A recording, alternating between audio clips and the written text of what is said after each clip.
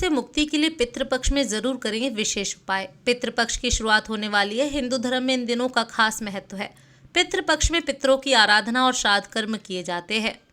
ऐसा करने से पितरों का आशीर्वाद प्राप्त होता है और पितृ दोष से मुक्ति भी मिलती है। वैसे तो सच्ची श्रद्धा और समर्पण का भाव होने से पितृ प्रसन्न होते हैं, लेकिन हर दिन कुछ बातों का अगर ध्यान रखेंगे तो जीवन में सुख शांति का मार्ग प्रशस्त होगा और पितृ दोष से मुक्ति मिलेगी। इस साल 2024 में पितृपक्ष 17 सितंबर से शुरू हो रहा है। 17 सितंबर से 2 अक्टूबर तक पितृपक्ष है। पितृ दोष का अर्थ यह होता है कि अगर पितृ आपसे नाराज होते हैं तो नाराज पितरों का दिया हुआ श्राप आपको और आपके परिवार को लगता है। इसे पितृ दोष कहते हैं। पितृ दोष होने से कोई भी काम नहीं बनता, साथ ही तरक्की भी बाधित होती है। ऐसे में पितृ दोष से मुक्ति पाने के लिए कुछ उपाय जरूर करने चाहिए। भगवान के समान ही पितरों का स्थान भी माना जाता है। पौराणिक मान्यता है कि अगर आपके पितृ नाराज होते हैं तो आप जीवन के किसी भी क्षेत्र में तरक्की नहीं कर पाते। आपके काम बनते बनते बिगड़ने लगते हैं। इस साल पितृपक्ष का आरंभ 17 सितंबर से होने जा रहा है, लेकिन 18 सितंबर से पिंडदान, ब्राह्मण भोजन, तर्पण दान जैसे कार्य किए जाएंगे, क्योंकि हिंदू पंचांग के अनुसार 17 सितंबर को ऋषि मुनियों के नाम से तर्पण किया जाएगा। ऐसे में पितृपक्ष का आरंभ 18 सितंबर और समापन 2 अक्टूबर को होगा। आप अगर पितृदोष से पीड़ित हैं तो आप कुछ संकेतों से इस बात को जान सकते हैं और कुछ विशेष उपायों से उन्हें मना भी सकते हैं। प्रिय मित्रों, वीडियो में आगे बढ़ने से पहले मेरा आप सभी से अनुरोध है कि अगर आप लोग भी चाहते हैं कि भगवान विष्णु और माता लक्ष्मी का आशीर्वाद आप लोगों पर बना रहे तो इस वीडियो को एक लाइक करें, हमारे चैनल को सब्सक्राइब अवश्य करें और बेल नोटिफिकेशन अवश्य दबाएं ताकि हमारी हर आने वाली वीडियो का नोटिफिकेशन सबसे पहले आपको मिल सके। पितृदोष कैसे लगता है? पितृदोष का सबसे पहला कारण है अपने पूर्वजों को तर्पण न करना। आत्मा अमर है, वह मरने के बाद भी जीवित रहती है। उनकी शांति के लिए उनकी पुण्यतिथि पर या श्राद्ध के समय उन्हें तर्पण किया जाता है। वैसे तो हर दिन तर्पण करने का नियम है, लेकिन श्राद्ध पक्ष में यह अवश्य करना चाहिए। कुछ परिस्थितियों में परिवार के सदस्य अपने पूर्वजों को तर्पण नहीं कर पाते हैं। ऐसी स्थिति में उन्हें पितृदोष का सामना करना पड़ता है। वहीं जातक की कुंडली में सूर्य, राहु और शनि की स्थिति भी पितृदोष का कारण बनती है।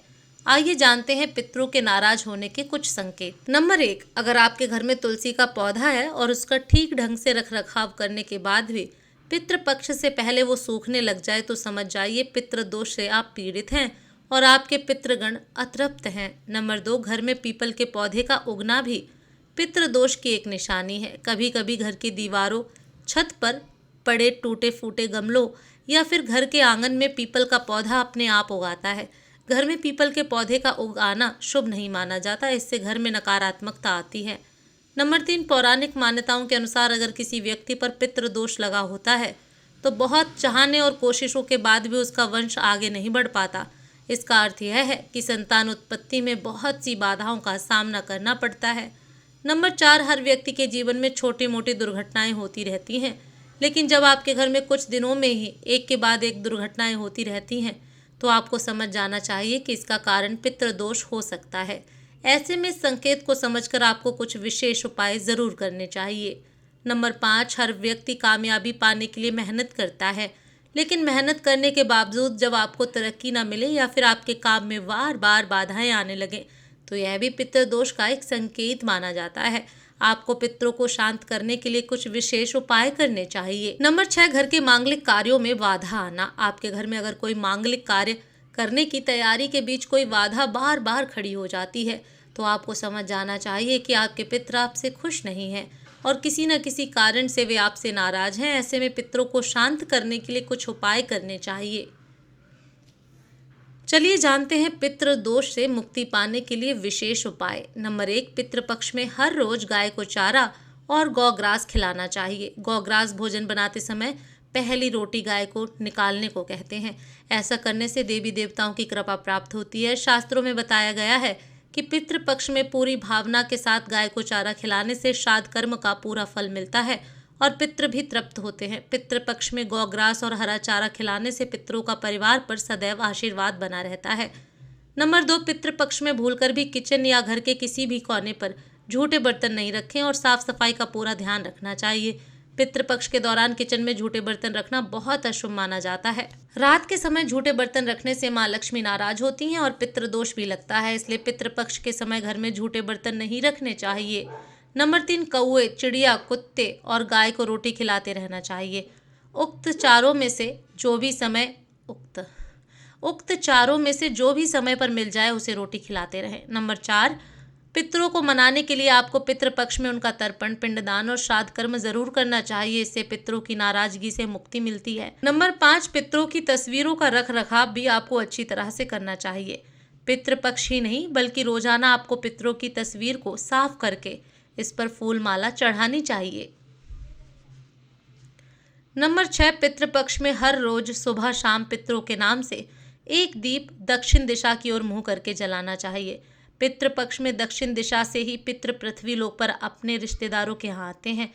साथ ही जिस दिन पितरों का श्राद्ध कर्म कर रहे हैं उस दिन दक्षिण दिशा की ओर मुख करके अपने पितरों का आह्वान करते हैं। नंबर 7, पूजा हवन या मांगलिक कार्यों में भगवान के साथ पितरों की पूजा भी जरूर करनी चाहिए। इससे पितृदोष शांत होता है। नंबर 8, मान्यताओं के अनुसार पितृपक्ष के दौरान पीपल के पेड़ पर जल अर्पित करने से और पेड़ तले दीपक जलाने से पितृ प्रसन्न होते हैं। यह आसान सा उपाय भी आपको पितृदोष से मुक्ति दिला सकता है। नंबर 9, अगर आप पितृदोष से मुक्ति पाना चाहते हैं तो पितृपक्ष के दौरान गीता का पाठ आपको करना चाहिए। माना जाता है कि गीता का पाठ करने से पितरों को मोह माया के बंधनों से मुक्ति प्राप्त होती है और उन्हें शांति प्राप्त होती है। गीता पाठ के प्रभाव से आपके जीवन में भी सुख शांति आने लगती है। नंबर 10, पितरों की मृत्यु की तिथि को जानकर पितृपक्ष के दौरान उसी तिथि को श्राद्ध कर्म करना चाहिए। इससे भी पितरों की आत्मा तृप्त होती है। आपको पितृपक्ष के दौरान ब्राह्मणों को भोजन करवाना चाहिए और इसके साथ ही जरूरतमंद लोगों को यथासंभव दान दे देना चाहिए। पौराणिक मान्यता है कि दान पुण्य से भी पितृदोष से मुक्ति मिलती है।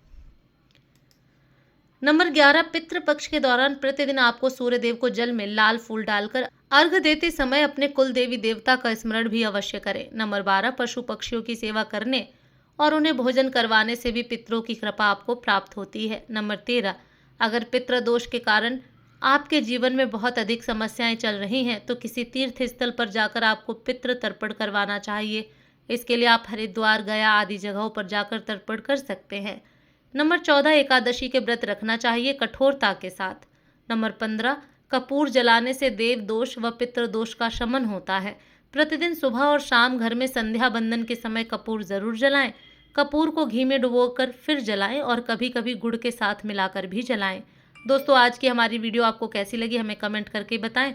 अगर आपको हमारी वीडियो अच्छी लगी हो तो कमेंट बॉक्स में जय मां लक्ष्मी जरूर लिखें।